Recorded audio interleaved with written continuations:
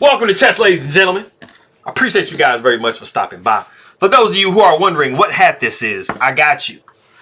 It is a Houston Astros hat.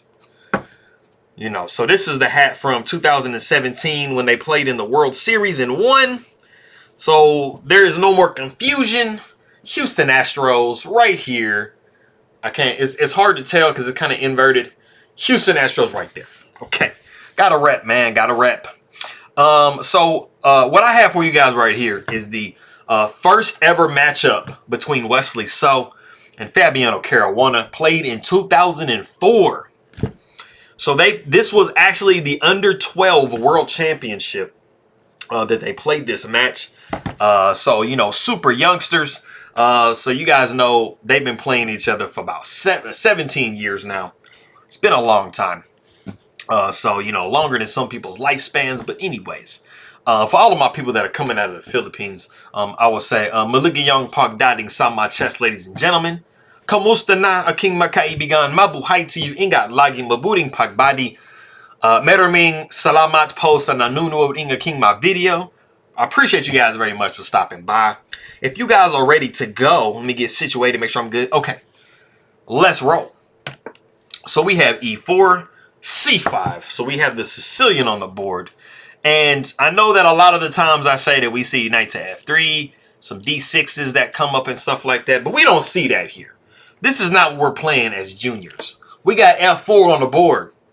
So this is like a King's Gambit type of like variation type of thing. It's actually called the Sicilian Defense McDonnell attack.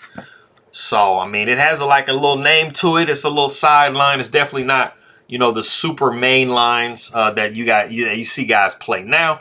This is more something you'll see at like on the club level, like maybe a little, you know, kind of tournament situation.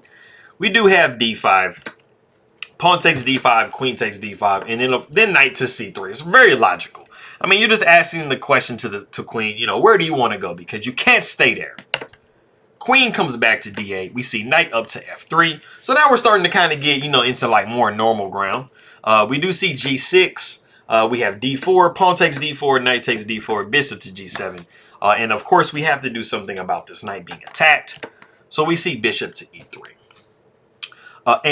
Coming right up is the novelty of the game, which is knight to F6. And you're probably sitting there wondering, all right, man, how in the world could knight to F6 be the novelty of the game? Well, I mean, basically, like I was saying earlier, you hardly ever see F4 played at the beginning of a Sicilian opening. So that just narrows it down right there. And then you have D5 coming. D5 almost never comes in a Sicilian as well. Usually you see C5, D6, and you might see like an F3, G4, H4 situation. Some type of like, you know, Yugoslav type attack for a dragon. But these are very, very rare lines. So we do see bishop to E2.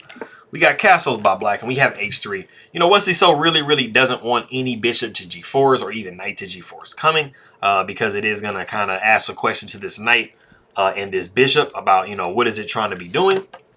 So knight comes to D5. Knight takes D5, queen takes D5, and then we do have castles by white. Rook comes to D8, and now we do have a lot of pressure, you know, on this D4 knight. So we definitely have to do something pretty forcing. We see a bishop to did I not do that? Yes, okay. So we have bishop to F3, and bishop to F3 is asking a serious question to this queen. You know, where do you want to go? So that's basically the question that white is asking black the entire game. Where do you want to go with your queen? So we do have queen to C5. We got C3. Knight comes to C6. And then we see the very accurate, immediate bishop takes C6, and then pawn takes C6. And then we do have queen to F3.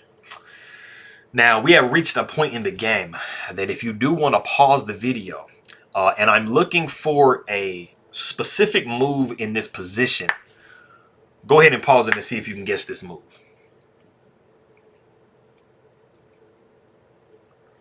Okay, so what we actually saw in the game, like I'll get to the guess move first, and then we'll get to all the other different possible variations.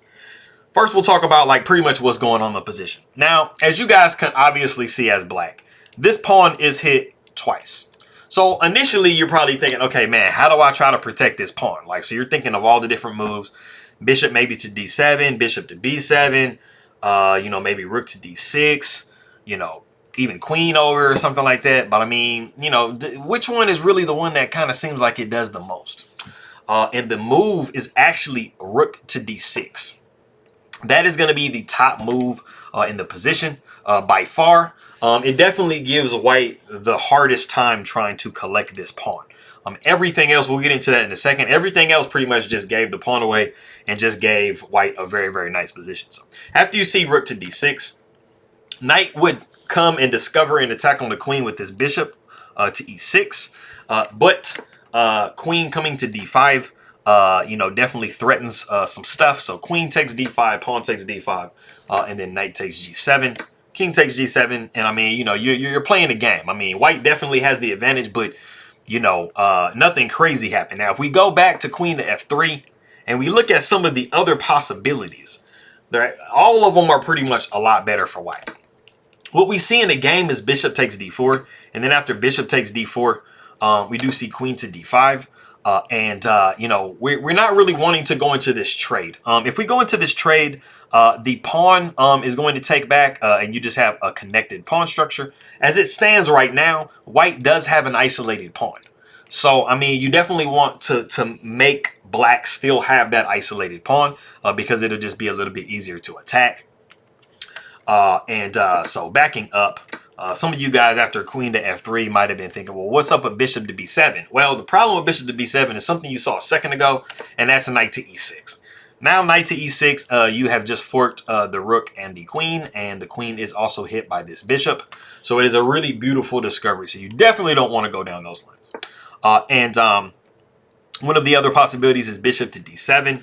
But unfortunately, bishop to d7, it allows the same tactic. So a lot of the times when you're looking at like a multiple of different moves, a lot of the situation comes down to how can you like avoid, there's a certain tactic in the position that you have to try to avoid. And there usually are a lot of different moves that allow the tactic, and there's usually like one or maybe two moves that disallows the tactic. And like I said before, that rook to d6 did not allow the tactic to be as successful because the queen could just sidestep over.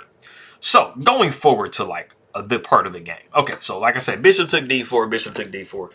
We saw queen to d5. White is saying, man, I don't want to give you a better pawn structure, so I'm going to go queen to e3. We see bishop to e6.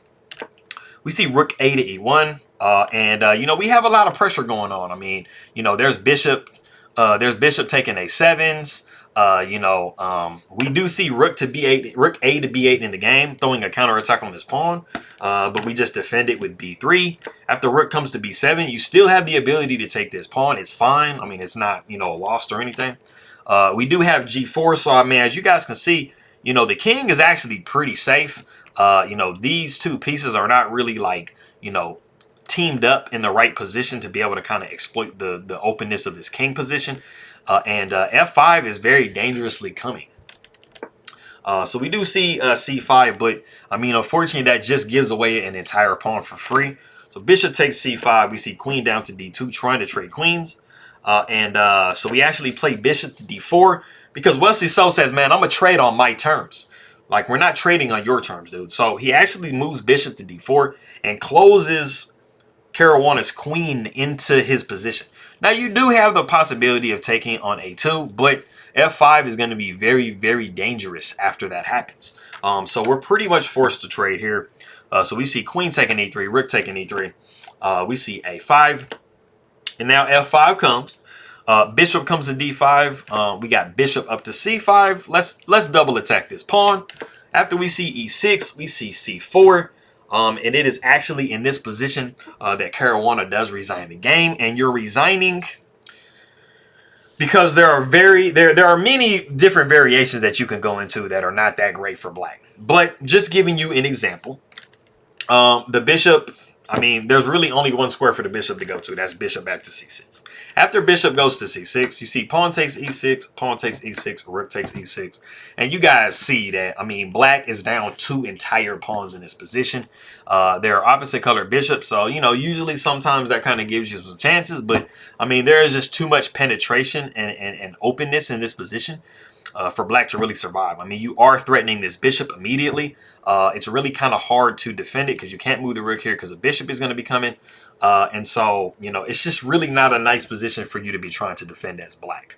And it is giving +3 by the computer's assessment. So, I mean, maybe it's something you can kind of keep playing, but I mean, you know, psychologically, Caruana probably was thinking, man, I mean, I'm just getting beat on, dude. So let me just go ahead and end it right now. So that is that game. So that's a really nice, like, first win for Wesley So against Fabiano Caruana.